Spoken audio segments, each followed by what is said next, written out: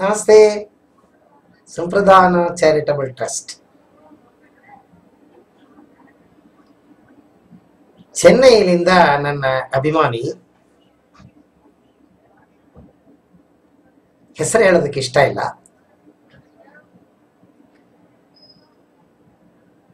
ಒಂದು ಪ್ರಶ್ನೆ ಕೇಳಿದ್ರು. ತುಂಬಾ ಒಳ್ಳೆ ಪ್ರಶ್ನೆ. ಗುರುಗಳೇ, ನಾನು ಒಂದು 3-4 ವರ್ಷದ ಹಿಂದೆ ನನ್ನಲ್ಲಿ ಸುಮಾರು ಪರಿವರ್ತನೆಗಳು ಆಗಿ ನಾನು ಈಗ ತುಂಬಾ ಬದಲಾವಣೆ ಆಗಿದ್ದೀನಿ. ಹಳೆಯ ವಿಚಾರಗಳನ್ನು ನಾನು ಇಲ್ಲಿ ಹೇಳೋದಕ್ಕೆ ಇಷ್ಟ ಇಲ್ಲ. Complete top side bottom side up, ಹಂಗಂದ್ರೆ ಕಂಪ್ಲೀಟ್ ಪರಿವರ್ತನೆ. ನನ್ನ ಹಳೆಯ ಗುಣಗಳು ಯಾವುದು ನನ್ನ ಹತ್ರ ಇಲ್ಲ. ಆಧ್ಯಾತ್ಮದಲ್ಲಿ ತುಂಬಾ ಒಲವು ತಗೊಂಡು, ನಂಗೆ ಯಾರು ಗುರುಗಳು ಅಂತಿದ್ರು ಅವರು ಹೇಳ ಆ ಮಾತುಗಳನ್ನು ಕೇಳಿ ನಂಗೆ ಗೊತ್ತಿಲ್ಲದೇನೆ ನನ್ನಲ್ಲಿ ಪರಿವರ್ತನೆ ಆಯಿತು. ನಾನು ತುಂಬಾ ಒಳ್ಳೆಯನಾಗಿದ್ದೀನಿ. ನಾನು ಕೆಲಸ ಮಾಡುವ ಜಾಗದಲ್ಲಿ ನನ್ನ ಒಳ್ಳೆತನನ್ನ ತುಂಬಾ ಮಿಸ್ಯೂಸ್ ಮಾಡ್ತಾರೆ ಗುರುಗಳೇ, ನನ್ನ ತುಂಬಾ ಹಿಂಸಿಸ್ತಾರೆ ಗುರುಗಳೇ. ನನ್ನ ಮನಸ್ಸಿಗೂ ಆತ್ಮಕ್ಕೂ ದಿನನಿತ್ಯ ನನಗೆ ತುಂಬಾ ನೋವಾಗುತ್ತೆ. ನಾನು ನಿನ್ನೆ ನಿಮ್ಮ ವಿಡಿಯೋನ ನೋಡಿದೆ. ಆತ್ಮ ಮತ್ತೆ ಮನಸ್ಸು ಬಗ್ಗೆ ನೀವು ಒಂದು ವಿಡಿಯೋ ಹಾಕಿದ್ರಿ. ಅದರಲ್ಲಿ ಪ್ರತಿ ಒಬ್ಬರಲ್ಲೂ, ಪ್ರತಿ ಒಂದು ವ್ಯಕ್ತಿಯಲ್ಲೂ ಭಗವಂತನ ಬಿಂದು ಇದೆ. ಪ್ರತಿಯೊಬ್ಬರು ಭಗವಂತನಿಗೆ ಸಮಾನ. ಭಗವಂತನೇ ಪ್ರತಿಯೊಬ್ಬರಲ್ಲೂ ಇರೋದು. ಯಾರನ್ನು ಹಿಂಸಿಸಬೇಡಿ, ತೊಂದರೆ ಕೊಡಬೇಡಿ ಅಂತ ನೀವು ಹೇಳಿದ್ರಿ. ಆದ್ರೆ ನಾನು ನೀವು ಹೇಳಿದ್ದನ್ನ ಸುಮಾರು 3 ವರ್ಷಗಳಿಂದ ನಾನು ಫಾಲೋ ಮಾಡ್ತಾ ಇದ್ದೀನಿ. ಆದ್ರೆ ನಂಗೆ ಇದರಿಂದ ಸಿಕ್ಕಿದ್ದು ಏನು ಅಂತಂದ್ರೆ ನೋವು, ದುಃಖ. ತುಂಬಾ ಅದ್ಭುತವಾದ ಪ್ರಶ್ನೆ. ನೋಡಿ, ಒಳ್ಳೆಯರಾಗೋದು ತುಂಬಾ ಕಷ್ಟ ಲೋಕದಲ್ಲಿ. ಒಳ್ಳೆಯರಾಗ್ತೀನಿ ಅಂತಂದ್ರೆ ಜನ ಬಿಡೋದಿಲ್ಲ. ಅವರು ಕೊಚ್ಚೆಯನ್ನ ಮೈಯಲ್ಲಿ ಮೆತ್ಕೋತಾರೆ ಅಂತಂದ್ರೆ ನಮ್ಮನ್ನು ಮೆತ್ಕೋ ಅಂತ ಹೇಳ್ತಾರೆ. ಅಂದ್ರೆ ದಯವಿಟ್ಟು ನನ್ನ ಚೆನ್ನೈ ಅಭಿಮಾನಿ ಯಾರಿದ್ದಾರೆ ಅವರಿಗೆ ನಾನು ಕೇಳ್ಕೊಳ್ಳೋದು ಏನು ಅಂತಂದ್ರೆ, ಪರಿವರ್ತನೆ ಆಗೋದು ಬಲು ಕಷ್ಟ.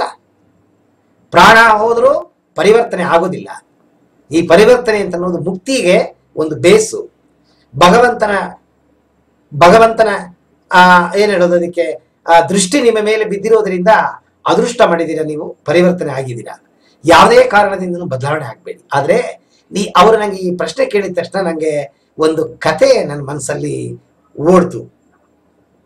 ಆ ಕತೆಗೂ ಈ ಪ್ರಶ್ನೆಗೂ ತುಂಬಾ ಅಟ್ಯಾಚ್ಮೆಂಟ್ ಇದೆ. ನಾನು ನಿಮಗೆ ಆ ಕಥೆನ ಇಲ್ಲಿ ಹೇಳೋದಕ್ಕೆ ಇಷ್ಟಪಡ್ತೀನಿ. ಒಂದು ಊರಲ್ಲಿ ಒಂದು ಈಶ್ವರನ ದೇವಸ್ಥಾನ.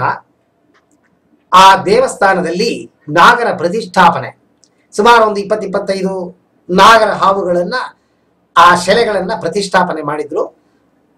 ಅರಳಿಕಟ್ಟೆ ಕೆಳಗಡೆ ಗೊತ್ತಿರ್ಬೋದು, ನೀವು ನೋಡಿರ್ಬೋದು. ಅರಳಿಕಟ್ಟೆ ಸುತ್ತ ಈ ನಾಗರು ಪ್ರತಿಷ್ಠಾಪನೆ ಮಾಡಿರ್ತಾರೆ. ಅದು ಪ್ರದರ್ಶನ ಹಾಕಿ ಅದಕ್ಕೆ ಹಾಲು, ಹೂವು, ಹಣ್ಣು ಮತ್ತೆ ಮೊಟ್ಟೆ ಗಿಟ್ಟೆ ಇದ್ರೆ ಹಾಕ್ತಾರೆ. ಅಲ್ಲಿ ಒಂದು ಸಣ್ಣ ಹುತ್ತಿತ್ತು. ಆ ಹುತ್ತೊಳಗಡೆ ಒಂದು ನಾಗರ ಹಾವು ಬಾಳ್ತಾ ಇತ್ತು. ಆ ನಾಗರ ಹಾವು ಯಾಕೆ ಅಲ್ಲಿ ಇತ್ತು ಅಂತಂದ್ರೆ, ಅಲ್ಲಿ ಬರೋ ಭಕ್ತಾದಿಗಳು ಹಾಲನ್ನು, ಹಣ್ಣನ್ನು, ಮೊಟ್ಟೆಯನ್ನು ಆ ಶೆಲೆಗೆ ಮತ್ತೆ ಹುತ್ತಕ್ಕೆ ಹಾಕ್ತಾ ಇದ್ರು. ಅದಕ್ಕೆ ಆಹಾರ ಹುಡುಕದೇನೆ ಸಿಗ್ತಾ ಇದ್ದಿದ್ರಿಂದ ಅದು ಬಲು ಆನಂದದಿಂದ ಜನಗಳು ಹಾಕಿದೆ ಆ ಮೊಟ್ಟೆ ಹಾಲು ಜನ ಆಚೆ ಹೋದಾಗ ಗೊತ್ತಿಲ್ಲದೆ ನಿಧಾನಕ್ಕೆ ಬಂದು ಅದನ್ನು ಕುಡಿದುಬಿಟ್ಟು ಹೋಗ್ತಿತ್ತು. ಆದ್ರೆ ಈ ಮನುಷ್ಯನಿಗೆ ಹಾವು ಅಂದ್ರೆ ಭಯ. ಅಲ್ಲಿ ಇಲ್ಲಿ 1-2 ಹಾವು ಕಚ್ಚಿ ಮನುಷ್ಯರು ಸತ್ತೋಗಿರ್ತಾರೆ. ಸೊ ಹಾಗಾಗಿ ನಾಗರ ಹಾವು ನಾವು ಕಣ್ಣಲ್ಲಿ ಬಿದ್ದಿದ ತಕ್ಷಣ ಅದು ನಮ್ಮನ್ನು ಕಚ್ಚತ್ತೆ, ಬಿಡುತ್ತೆ. ಕಲ್ ತೆಗೆದು ಅದನ್ನ ಸಾಯಿಸೋದಕ್ಕೆ ಪ್ರಯತ್ನ ಮಾಡ್ತೀವಿ. ಹಾಗೇನೆ ಈ ನಾಗರ ಹಾವು ಹುತ್ತದಿಂದ ಹೊರಗಡೆ ಬಂದು ಹಾಲು ಕುಡಿಬೇಕಾದ್ರೆ ಗೊತ್ತಿದ್ದೋ ಗೊತ್ತಿಲ್ಲದೇನೋ ಕೆಲವ ಸಮಯದಲ್ಲಿ ಅದು ಜನರ ಕಣ್ಣು ದೃಷ್ಟಿನಲ್ಲಿ ಬಿದ್ದಾಗ ಅದನ್ನ ಹೊಡಿತಾರೆ. ಅದು ಪಾಪ ಪೆಟ್ಟು ತಗೊಂಡು ರಕ್ತ ಸುರಿಸ್ಕೊಂಡು ಹುತ್ತದೊಳಗೆ ಹೋಗ್ತಿತ್ತು. ಹೀಗೆ ಬರೋದು, ಪೆಟ್ಟು ತಿನ್ನೋದು, ನೋವನ್ನು ಅನುಭವಿಸ್ಕೊಂಡು ಒಳಗಡೆ ಹೋಗೋದು ಮಾಡ್ತಿತ್ತು. ಅದಕ್ಕೆ ತಡ್ಕೊಳಕ್ಕಾಗ್ದೇನೆ ಒಂದು ದಿವಸ ಆ ದೇವರು ಈಶ್ವರನ ಬೇಡ್ಕೊಳ್ತು. ಅಪ್ಪ ದೇವ್ರೆ, ಯಾವಾಗ್ಲೂ ಯಾರೋ ಕಚ್ಚಿದ್ದು, ಏನೋ ಕಚ್ಚಿದ್ದು, ನನ್ನ ಜೀವನಕ್ಕೋಸ್ಕರ ನಾನು ಹೊರಗಡೆ ಬಂದು ನನ್ನ ಪದಾರ್ಥನ ಹುಡುಕಾಕ್ ಬಂದ್ರೆ, ನನ್ನ ಊಟನ ಹುಡುಕಾಕ್ ಬಂದ್ರೆ ಈ ಮನುಷ್ಯರು ನನ್ನ ಹೊಡಿತಾರೆ, ನಂಗೆ ಹಿಂಸೆ ಆಗ್ತಿದೆ, ನಾನು ಯಾವಾಗಲೂ ಯಾರನ್ನೋ ಏನೋ ಕಚ್ಚಿದೆ ಅಂದ್ಬಿಟ್ಟು ನನ್ನ ಸಾಯ್ಸಕ್ ಹೋದ್ರೆ ನಾನು ಹೆಂಗೆ ಬದುಕ್ಲಿ, ಹಂಗೆ ಅಂತ ಕೇಳತ್ತೆ. ಅದಕ್ಕೆ ಭಗವಂತ ಹೇಳ್ತಾನ, ನಾಗರಹಾವೇ, ಯಾರೋ ಎಲ್ಲಿ ಏನೋ ಕಚ್ಚಿದ್ರು ಮಾಡಿದ್ರು ಅಂತ ಅನ್ನೋದಕ್ಕೋಸ್ಕರ ಯಾರನ್ನು ಕಚ್ಬಿಡ್ಬೇಡ. ನೀನ್ ಕಚ್ಚದೆ ಪೆಟ್ಟು ತಗೋತಾ ಇದೆಯಲ್ಲ, ನಂಗೆ ತುಂಬಾ ಸಂತೋಷ. ನಿನ್ನಲ್ಲಿ ನೀನು ಕಚ್ಚಬಾರದು ಅನ್ನೋದು ಬಂದಿದೆ ನೋಡು, ಅದು ನಂಗೆ ತುಂಬಾ ಸಂತೋಷ ಆಗಿದೆ. ನೀನು ಜನ ನಿನ್ನ ಹೊಡಿಯಕ್ ಬಂದಾಗ ನೀನು ಕಣ್ಣು ಮರೆ ಆಗ್ಬಿಟ್ಟಿ ಅಂತಂದ್ರೆ ಅವರು ನಿನ್ನ ಹೊಡಿಯಲ್ಲ. ಮತ್ತೆ ನೀನು ಹೀಗೆ ನೀನು ಯಾರನ್ನು ಕಚ್ಚೋದಿಲ್ಲ ಅಂತ ಅನ್ನೋದು ಜನಗಳಿಗೆ ಗೊತ್ತಾಯ್ತು ಅಂದ್ರೆ, ಆ ನಾಗರ ಒಳ್ಳೆ ಹಾವು, ಅದು ಹಾಲು ಕುಡಿಯಕ್ ಬರುತ್ತೆ, ಮೊಟ್ಟೆ ತಿನ್ನಕ್ ಬರುತ್ತೆ, ಅದನ್ನ ಹೊಡಿಬೇಡಿ ಅಂತ ಅದು ಜನಗಳಿಗೆ ಗೊತ್ತಾಗಿ ನಿನ್ನ ಹೊಡಿಯೋದಿಲ್ಲ. ನೀನು ಯಾರಿಗೂ ಏನು ತೊಂದರೆ ಕೊಡ್ಬೇಡ, ತೊಂದರೆ ಕೊಡೋದ್ರಿಂದ ಹೊಡಿತಾರೆ, ಹಂಗೆ ಅಂತ ಭಗವಂತ ಹೇಳಿ ಹೊಟ್ಟೋಗ್ತಾನ. ಆದ್ರೆ ಮಾಮೂಲಿ ಇದು ಕುಡಿಯಕ್ ಬರುತ್ತೆ, ಪುನಃ ಹೊಡಿತಾರೆ, ಪುನಃ ಕುಡಿಯಕ್ ಬರುತ್ತೆ, ಪುನಃ ಹೊಡಿತಾರೆ. ದೇಹಗಳಲ್ಲಿ ಗಾಯ ಮಾಡಿಕೊಂಡು ರಕ್ತ ಸುರಿಸ್ಕೊಂಡು ಏನು ಮಾಡಕ್ಕಾಗ್ದೇನೆ, ಬೇರೆ ವಿಧಿ ಇಲ್ಲ, ಅಲ್ಲಿ ಇರಾಕೂ ಆಗ್ತಿಲ್ಲ, ಅಲ್ಲಿ ಬಿಟ್ಟು ಹೋಗಕ್ಕೂ ಆಗ್ತಿಲ್ಲ. ಕೊನೆಗೆ ಏನಾಯ್ತು, ಈ ಜಾಗದಲ್ಲಿ ಇದ್ರೆ ನಮ್ಮ ಪ್ರಾಣ ಹೊಟ್ಟೋಗುತ್ತೆ ಅಂದ್ಬಿಟ್ಟು ಮೈ ಎಲ್ಲ ರಕ್ತ ಸುರಿಸ್ಕೊಂಡು ಪೆಟ್ಟು ತಗೊಂಡು ನಿಧಾನಕ್ಕೆ ಅದು ಕಾಡೊಳಗಡೆ ಹೋಗೋದಕ್ಕೆ ಹೊರಡ್ತಾ ಇತ್ತು. ಹೋದಾಗ ದೇವರು ಅದರ ಮುಂದೆ ಪ್ರತ್ಯಕ್ಷ ಆಗಿ, ನಾಗರಾವೇ ನಾಗರಾವೇ, ನೀನ್ ಏನು ಇಷ್ಟೊಂದು ದೇಹದಲ್ಲಿ ಗಾಯ ಮಾಡಿಕೊಂಡು ಹುತ್ತ ಬಿಟ್ಟು ಹೊರಗಡೆ ಹೋಗ್ತಿದ್ಯಲ್ಲ, ಯಾಕೆ? ನಾಗರಾವ್ ಹೇಳ್ತು, ಭಗವಂತ ನಿನ್ ಮಾತನ್ನು ಕೇಳಿದೆ, ನಂಗೆ ಸಿಕ್ಕಿದ್ದು ಪುನಃ ದುಃಖ, ನೋವು, ಪೆಟ್ಟು, ಹಿಂಸೆ. ನಾನು ಯಾರ ಹತ್ರ ಹೇಳ್ಕೊಳ್ಳಿ? ನಿನ್ನ ಹತ್ರ ಬಂದು ಬೇಡ್ಕೊಂಡ್ರೆ ನೀವು ಒಳ್ಳೆನಾಗಿರು, ಕಚ್ಬೇಡ ಅಂತ ಹೇಳ್ತೀಯಾ? ನಿನ್ನ ಹತ್ರ ಮಾತು ಕೊಟ್ಬಿಟ್ಟಿದ್ದೀನಿ ಕಚ್ಚೋದಿಲ್ಲ ಅಂತ. ಅಟ್ಲೀಸ್ಟ್ ನಾನು ಒಬ್ಬರನ್ನ ಕಚ್ಬಿಟ್ಟಿದ್ರೆ ಹೆದರ್ಕೊಂಡಾಗ ನಾನು ಯಾರು ಏನು ಮಾಡ್ತಿರ್ಲಿಲ್ಲ. ನಾನು ಕಚ್ಚೋದನ್ನ ನಿಲ್ಲಿಸಿದ ಮೇಲೆ ನಂಗೆ ನೋಡಿ ಈ ತರ ಹಿಂಸೆ ಆಗೋಯ್ತು, ನನ್ಗೆ ಏನ್ ಮಾಡ್ಲಿ ಗುರುಗಳೇ, ನಂಗೆ ದಾರಿ ಗೊತ್ತಾಗ್ತಿಲ್ಲ, ಅದಕ್ಕೆ ನಾನು ಹೊಟ್ಟೋಗ್ತಿದ್ದೀನಿ. ಹುಚ್ಚುಮುಂಡದೆ, ನಾನು ನಿನ್ನ ಕಚ್ಚಬೇಡ ಅಂತ ಹೇಳಿದ್ನೇ ಹೊರತು ಬುಸ್ಕುಟ್ಬೇಡ ಅಂತ ಹೇಳಲಿಲ್ಲ. ನಮ್ಮನ್ನ ಯಾರು ತೀಟೆ ಮಾಡಿದಾಗ ನಾವು ಬುಸ್ಕುಟ್ಲೇಬೇಕು. ನಾವು ಬುಸ್ಕುಟ್ದೆ ಹೋದ್ರೆ ಜನ ಇವನ್ ಸಾಧು ಮೆತ್ತಗಿದ್ದಾರ ನಮ್ಮನ್ನು ಹೊಡಿಯಕ್ ಬರ್ತಾರೆ.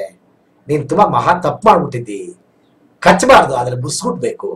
ಸಂದರ್ಭಗಳು ಬಂದಾಗ, ನೋವು ಆದಾಗ, ನಮಗೆ ಯಾರು ಹಿಂಸೆ ಕೊಟ್ಟಾಗ ಖಂಡಿತವಾಗ್ಲು ನಮ್ಮ ಒರಿಜಿನಲ್ ಬಣ್ಣನ ನಾವು ತೋರಿಸದೆ ಹೋದ್ರೆ ಅದು ಖಂಡಿತವಾಗ್ಲು ನಮಗೆ ಅದರ ಪರಿಣಾಮ ನಾವು ಅನುಭವಿಸ್ಬೇಕಾಗತ್ತೆ. ಹಂಗೆ ಅಂದ್ಬಿಟ್ಟು ಬುದ್ಧಿ ಹೇಳಿ, ಇನ್ ಮುಂದೆ ಯಾರಾದ್ರೂ ನೀನೇನಾರು ಚೀಟೆ ಮಾಡಕ್ ಬಂದ್ರೆ ನೀ ಬುಸ್ಬಿಟ್ಟು ನೀ ಕಚ್ಚಿತಿ ಅಂತ ಹೆದರ್ಕೊಂಡು ಹೊಟ್ಟೋಗ್ತಾರೆ. ಹಂಗೇನು ಭಗವಂತ ಹೇಳ್ಬಿಟ್ಟು ಅದರ ಮೈಯಲ್ಲಿ ಆಗಿರೋ ಗಾಯಗಳನ್ನ ಉಜ್ಜಿ ಸರಿಪಡಿಸ್ಬಿಟ್ಟು ದೇವರು ಮಾಯ ಆಗೋಗ್ತಾರೆ. ಈ ಹಾವು ಪುನಃ ಅದೇ ಹುತ್ತಕ್ಕೆ ಬರುತ್ತೆ. ಅದೇ ಹುತ್ತದಲ್ಲಿ ಭಗವಂತ ಹೇಳಿದಂಗೆ ಹೊರಗಡೆ ಬಂದಾಗ, ಕಲ್ ತೆಗೆದು ಹೊಡಿಯಕ್ ಬಂದಾಗ ಅಟ್ಟಿಸ್ಕೊಂಡು ಹೋಗಿ ಬುಸ್ಸನ್ನತ್ತೆ ಓಡೋಟಾಗ್ತಾರೆ. ಯಾರು ತಂಗಿ ಹಿಂಸೆ ಕೊಡಕ್ ಬರ್ತಾರೆ ಅವರಿಗೆ ಬುಸ್ಕುಟ್ಟತ್ತೆ. ಎಷ್ಟು ಒಳ್ಳೆ ಅರ್ಥವಾದ ಕತೆ ನೋಡಿ. ಈ ಕತೆ ನನ್ನ ಜೀವನದಲ್ಲಿ ಆಗಿದೆ. ಮೊನ್ನೆ ನಾನು ಇದನ್ನ ತುಂಬಾ ವಿವರವಾಗಿ ಹೇಳೋದಕ್ಕೆ ಇಷ್ಟ ಇಲ್ಲ, ಯಾಕೆಂದ್ರೆ ಇದು ಒಂದು ಸಂಸಾರದ ಸಂಬಂಧಪಟ್ಟದ್ದು ವಿಚಾರಗಳು.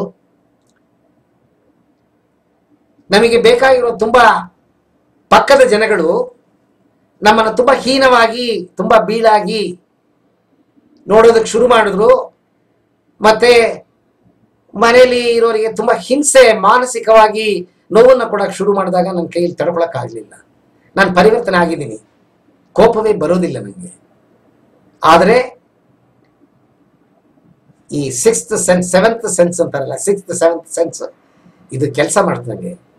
ನಾನು ಬುಸ್ಗುಟ್ದೆ, ನನ್ನ ಹಳೇ ರೂಪವನ್ನ ನಾನು ತೋರಿಸಿದಾಗ ಯಾರು ನಂಗೆ ಹೊಡಿಯಕ್ಕೆ ಬಂದ್ರು ಅವ್ರು ದೂರ ಹೊಟ್ಟೋದ್ರು. ನೋಡ್ಕೊಳ್ಳಿ, ಕತೆಗೂ ಪರ್ಸನಲ್ ಲೈಫ್ಗೂ ಎಷ್ಟು ಹೊಂದಾಣಿಕೆ ಇದೆ ಅಂತಂದ್ರೆ, ನನ್ನ ಚೆನ್ನೈ ಅಭಿಮಾನಿಗೆ ನಾನು ಕೇಳ್ಕೊಳ್ಳೋದು ಏನು ಅಂತಂದ್ರೆ, ದಯವಿಟ್ಟು ಒಬ್ಬರು ನಮ್ಮನ್ನು ಹೊಡಿಯಕ್ಕೆ ಬರ್ತಾರೆ, ನೀವು ಅವ್ರ ತರ ನಿಮ್ಮ ದೇಹದಲ್ಲಿ ಕೊಚ್ಚೆನ ಹಚ್ಚಿಸ್ಕೋಬೇಡಿ. ನೀವು ಬದಲಾವಣೆ ಆಗ್ಬೇಡಿ. ಬದಲಾವಣೆ ಆಗ್ಬಿಟ್ಟಿದ್ದೀರಾ. ಭಗವಂತನ ಕೃಪೆ ನಿಮ್ಮ ಮೇಲೆ ಇರೋದಕ್ಕೆ ನೀವು ಬದಲಾವಣೆ ಆಗಿದ್ದೀರಾ. ಅದರಿಂದ ನೀವು ದಯವಿಟ್ಟು ನೀವು ಹಳೆ ತರ ಆಗ್ಬೇಡಿ.